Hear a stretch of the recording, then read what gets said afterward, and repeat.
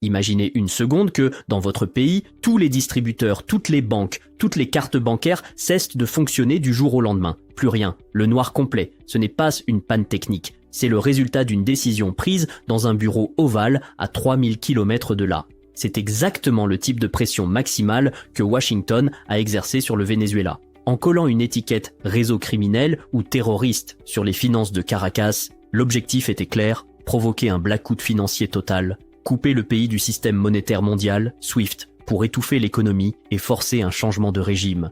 Pendant des décennies, cette arme était absolue. Quand l'Amérique débranchait la prise, le pays ciblé s'effondrait. Sauf que cette fois, le plan s'est retourné contre ses auteurs. Pourquoi ? Parce que, en économie comme en physique, la nature a horreur du vide. Un blackout total ne crée pas seulement un problème, il crée un espace libre. Et ce vide, quelqu'un a fini par le remplir. Pas par charité, mais par opportunisme stratégique. Aujourd'hui, nous allons analyser comment le Venezuela est devenu le laboratoire mondial de la dédollarisation.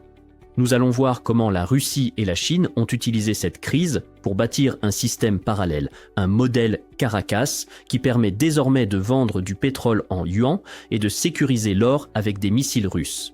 C'est l'histoire de la plus grande erreur stratégique américaine du XXIe siècle. En voulant isoler un ennemi, ils ont accidentellement créé le prototype de l'économie post-dollar. La Russie et la Chine n'ont pas vu le Venezuela comme une nation en faillite à sauver.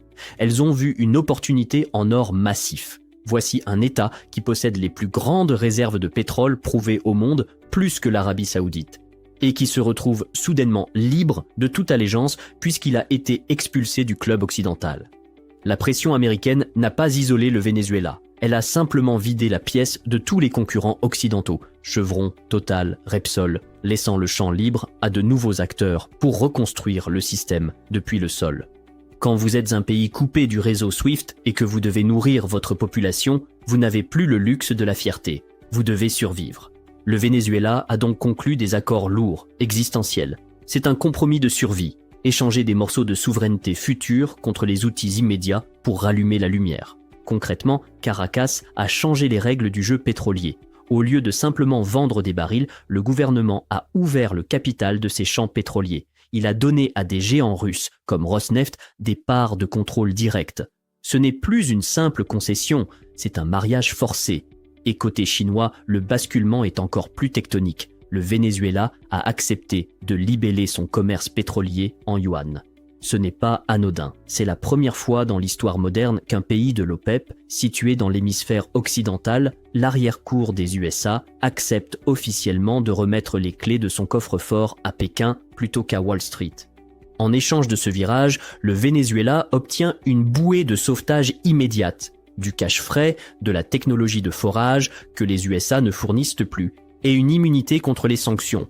Le calcul de Maduro est cynique mais rationnel. Mieux vaut être un partenaire junior dans un réseau qui monte, les BRICS, que de finir affamé et isolé par le réseau qui vous a exclu. Mais qu'est-ce que la Russie gagne vraiment ? Il ne faut pas penser en termes de profit trimestriel. Moscou joue le temps long. Les titres de presse ont parlé d'un accord à 616 millions de dollars. C'est une somme dérisoire à l'échelle pétrolière, mais c'est l'arbre qui cache la forêt. La vraie information se trouve dans les petits caractères des contrats. Une prolongation de 15 ans sur 2 gisements majeurs, Boqueron et Périja. La Russie ne signe pas pour 2025, elle signe jusqu'en 2041. Moscou s'intègre dans la tuyauterie même de l'État vénézuélien pour une génération entière. Et l'appétit russe ne s'arrête pas au pétrole. Les 42 nouveaux accords signés couvrent tout, le gaz, l'agriculture et surtout l'exploitation minière. Des entreprises russes s'installent dans l'arc minier de l'Orénoque. C'est une zone géographique stratégique, chargée d'or et de diamants. L'objectif du Kremlin est limpide, transformer le Venezuela en entrepôt stratégique de l'Amérique latine. En contrôlant la source des matières premières aux portes des États-Unis, Poutine s'offre un levier de pression géopolitique permanent. Si Washington veut du pétrole lourd ou de l'or, il devra indirectement passer par des intérêts russes. Pendant que la Russie verrouille le physique, les puits et les mines, la Chine s'occupe du logiciel. Elle est en train de rebrancher le cerveau financier du Venezuela. C'est ici qu'il faut comprendre la mécanique. Le monde financier occidental repose sur SWIFT, une messagerie bancaire basée en Belgique mais soumise au droit américain. Si SWIFT vous coupe, vous êtes aveugle et muet. La Chine a construit son propre Internet financier, le CIPS, Cross-Border Interbank Payment System. En connectant le Venezuela au CIPS, Pékin ne lui ouvre pas juste un compte bancaire. Elle lui offre une architecture complète où le dollar n'existe pas. Les transactions se font en yuan numérique ou scriptural, compensé directement à Shanghai. Conséquence, les futures sanctions américaines perdent 80% de leur efficacité. L'OFAC, le bureau des sanctions US, ne peut pas bloquer ce qu'il ne voit pas. Mais la Chine regarde aussi le sol. L'arc minier de l'Orénoque n'est pas qu'une réserve d'or pour la bijouterie. C'est un gisement potentiel de coltan et de terres rares. Ce sont les vitamines de l'industrie moderne. Sans coltan, pas de condensateur pour vos iPhones. Sans terres rares, pas d'aimant pour les moteurs de véhicules électriques ou les systèmes de guidage de missiles. En sécurisant l'accès à ces minerais au Venezuela, la Chine diversifie ses sources, elle qui contrôle déjà le marché, et prive potentiellement l'Occident d'une source alternative proche. Ce n'est pas une simple transaction commerciale, c'est un mouvement dans la grande guerre technologique. La Chine et la Russie ne misent pas sur le Venezuela, elles blindent leur avenir. En s'assurant une voie directe vers ces matériaux critiques dans l'hémisphère occidental, elles réduisent leur propre vulnérabilité. Pour le Venezuela, c'est la promesse d'exploiter une richesse qui dormait. Pour Pékin et Moscou, c'est la garantie que l'usine du monde aura toujours de quoi tourner, même si l'Asie du Sud-Est se ferme. Mais concrètement, comment ça marche au quotidien? Comment on paie le pain ou l'essence quand Visa et Mastercard sont partis? C'est là que le système D devient une innovation d'État. Le réseau MIR, le Venezuela, déploie les terminaux de paiement russes MIR. C'est l'équivalent de Visa, mais contrôlé par Moscou. Un touriste russe ou un officiel vénézuélien peut payer son café à Caracas sans passer par New York. La crypto, USDT, l'usage massif des stablecoins comme Tether USDT. C'est de l'argent numérique indexé sur le dollar, mais qui circule sur une blockchain, Tron ou Ethereum, hors du contrôle des banques. Le pétrole se paie souvent en USDT dans l'ombre. La flotte fantôme, des centaines de vieux tankers, souvent sans assurance occidentale, qui naviguent transpondeurs éteints pour livrer le brut vénézuélien en Asie. Mis bout à bout, vous avez une économie Frankenstein. Des cartes russes, de la monnaie chinoise, de la crypto américaine et des bateaux fantômes. Et ça marche. Le pays tourne. Mais toute cette architecture économique est fragile si elle n'est pas protégée.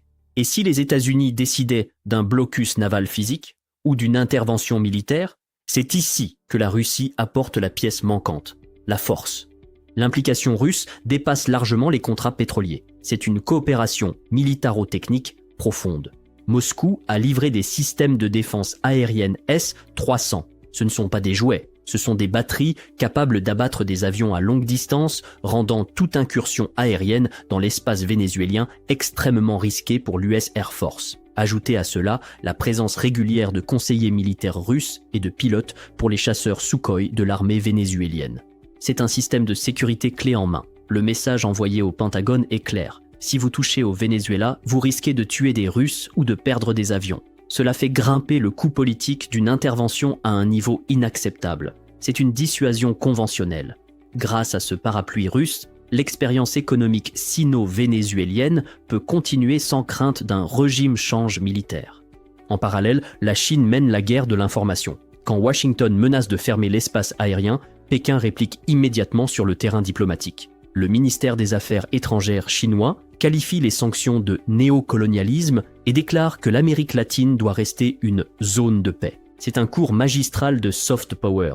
En utilisant le mot colonialisme, la Chine appuie là où ça fait mal. Elle réveille les vieux démons de l'Amérique latine face aux gringos impérialistes. Pékin se positionne non pas comme un nouvel envahisseur, mais comme un partenaire respectueux qui ne s'ingère pas dans la politique intérieure, contrairement aux USA qui donnent des leçons de démocratie. Ce récit fonctionne. Il séduit le Sud global. La Chine gagne la bataille de l'image dans l'arrière-cour des États-Unis, mettant fin symboliquement à la doctrine Monroe, qui voulait que l'Amérique latine soit la chasse gardée de Washington. Prenons de la hauteur. Ce qui se passe à Caracas n'est pas isolé. Les analystes parlent désormais du modèle Caracas. C'est un kit de survie pour dictature ou régime sanctionné. La recette est reproductible. Sécurité. Appelez la Russie pour les missiles et les gardes du corps. Finance. Appelez la Chine pour le CIPS, les prêts et le rachat du pétrole.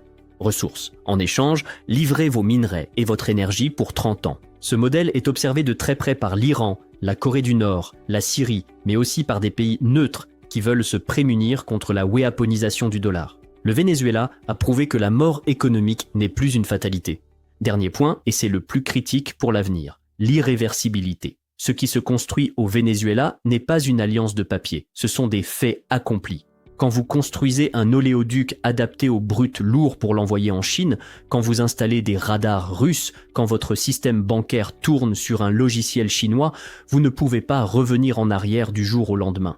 Même si l'opposition politique prenait le pouvoir demain à Caracas, elle se retrouverait prisonnière de ces structures. Démonter cette intégration prendrait des décennies et coûterait des milliards en pénalités contractuelles. Le Venezuela a franchi le Rubicon. Il s'est détaché durablement de la sphère d'influence nord-américaine pour s'amarrer au bloc eurasien, Chine-Russie. C'est peut-être le signal le plus clair à ce jour. Le monde multipolaire n'est plus une théorie de salon. C'est une réalité physique, faite d'acier, de codes informatiques et de contrats pétroliers, installés à quelques heures de vol de la Floride. L'équilibre des forces n'a pas seulement bougé, il a basculé, et le roi dollar vient de perdre sa première grande bataille sur son propre continent.